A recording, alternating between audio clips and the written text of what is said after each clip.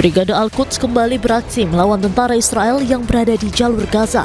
Kali ini, para pejuang Hamas meluncurkan 2 roket andalannya yang menargetkan markas tentara Israel yang berada di kawasan permukiman Israel sekitar kota Gaza, yakni Nahal Oz dan Kfar Sa'd. Meski demikian, Israel mengklaim berhasil mencegat 2 roket yang diluncurkan oleh Brigade Al-Quds.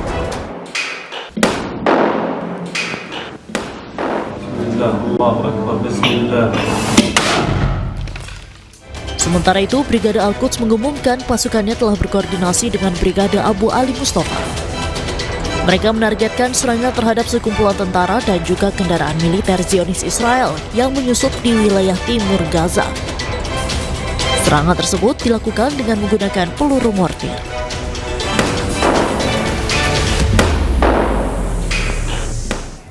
Realisasi jalur distribusi Gaza tidak membuahkan hasil atasi krisis kelaparan warga.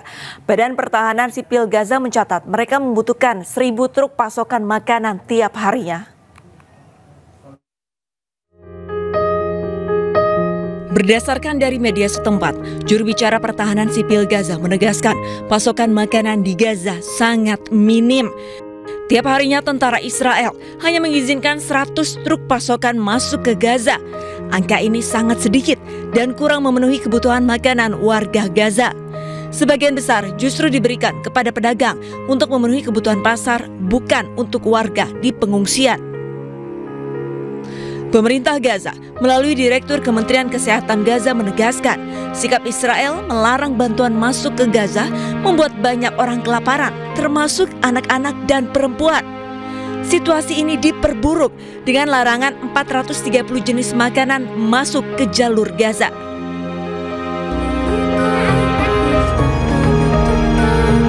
Ratusan makanan dimulai dari daging beku, ikan beku, keju, produk susu, sayuran beku, dan buah-buahan.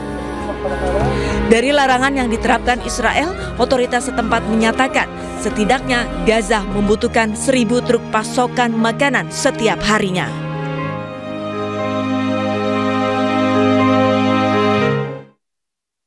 Kondisi kesehatan warga Gaza sudah berada dalam kondisi katastrofik. Rumah sakit kewalahan karena obat menipis dan ancaman penyakit bermunculan.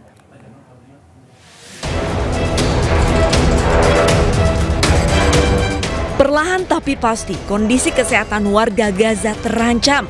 Organisasi Kesehatan Dunia memberikan peringatan keras bahwa sistem kesehatan di Gaza sudah dalam kategori katastrofik. Kurang dari separuh rumah sakit di Gaza mampu melayani warga Gaza.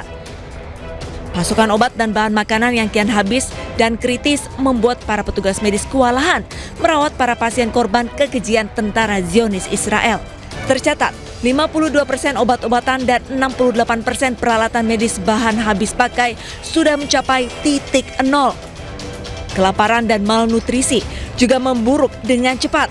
Sejak awal tahun 2025, sebanyak 148 orang, 49 diantaranya meninggal karena malnutrisi. Juli 2025, tercatat 12.000 lebih anak di bawah usia 5 tahun didiagnosa menderita malnutrisi akut. Sementara itu, penyebaran penyakit menambah tekanan pada sistem kesehatan yang lumpuh.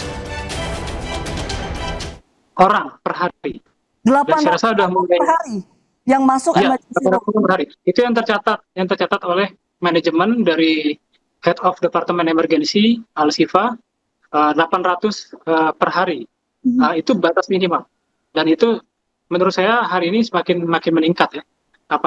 Karena biasanya kalau misalkan kami mendengar suara ledakan bom yang begitu kuat dan suara tembak menembak, nah biasanya 10 menit kemudian kalau saya cek ke emergency room atau ke UGD, biasanya selalu ada yang datang, gitu, selalu ada yang datang. Jadi terkadang-kadang ledakan bom dan suara senjata api itu juga menjadi kode bagi saya. Nanti akan ada yang datang kembali ke para korban ke UGD. Akses bagi tim medis dan pasokan internasional menjadi kendala besar. WHO menuntut agar pintu perbatasan ke Gaza lebih banyak dibuka oleh Israel. Prosedur dipermudah dan hambatan akses dicabut untuk mencegah krisis semakin parah.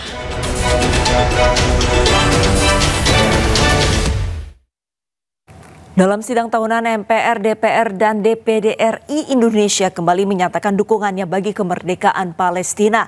MPR juga mengapresiasi program-program Presiden Prabowo yang konsisten menyuarakan dukungannya untuk Palestina dalam berbagai acara kenegaraan. Arah pembangunan kembali diletakkan pada kemandirian pangan, ketahanan energi, pertahanan nasional, dan keunggulan teknologi. Program-program hilirisasi, pembangunan wilayah perbatasan, digitalisasi pelayanan publik, serta penguatan UMKM menjadi motor penting untuk menciptakan ekonomi yang inklusif dan tangguh dalam menghadapi ketidakpastian global. Kita patut bersyukur atas pencapaian dalam program pemerintah yang layak dicatat dan kini telah mulai dirasakan manfaatnya. Makan bergizi gratis. Program ini bukan sekedar memberi makan, tetapi sebuah investasi besar bagi masa depan bangsa.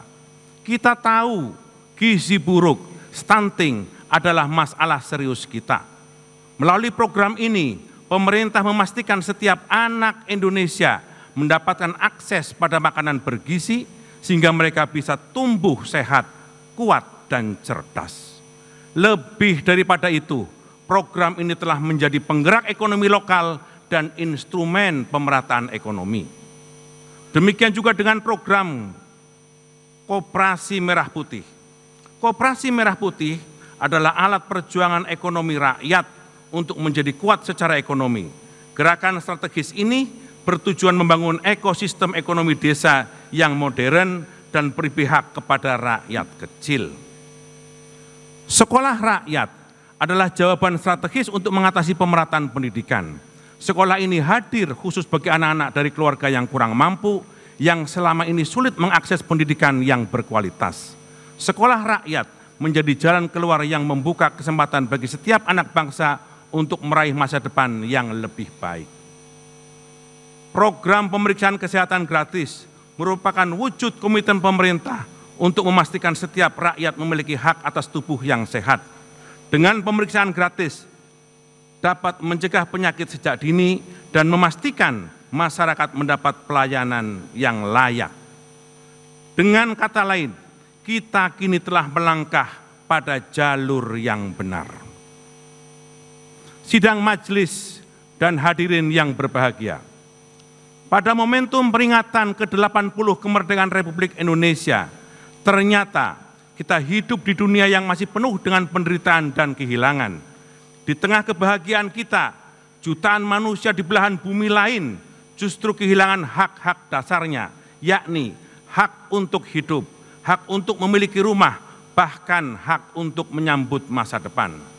Saat ini, kita menyaksikan ketegangan yang meningkat di berbagai belahan dunia, seperti di Timur Tengah, khususnya antara Iran dan Israel.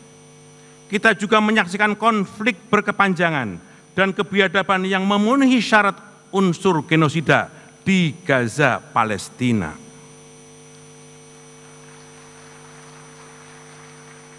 Hampir 100.000 nyawa melayang, mayoritas mereka adalah perempuan dan anak-anak, dan rumah sakit serta sekolah hancur menyisakan puing-puing keputusasaan.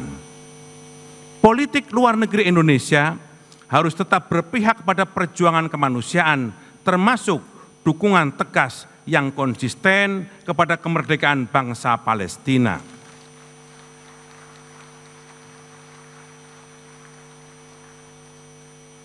Kita telah membuktikan komitmen itu melalui berbagai forum internasional seperti Konferensi Asia Afrika, Gerakan Non-Blok yang menjadi monumen internasional dan kini menjadi inspirasi bagi banyak bangsa-bangsa di dunia. Oleh karena itu, MPR menyambut baik ikhtiar yang dilakukan oleh Presiden Prabowo Subianto yang selalu menyuarakan perdamaian dalam berbagai forum internasional tentang tata kelola dunia baru, termasuk dukungannya kepada kemerdekaan bangsa Palestina.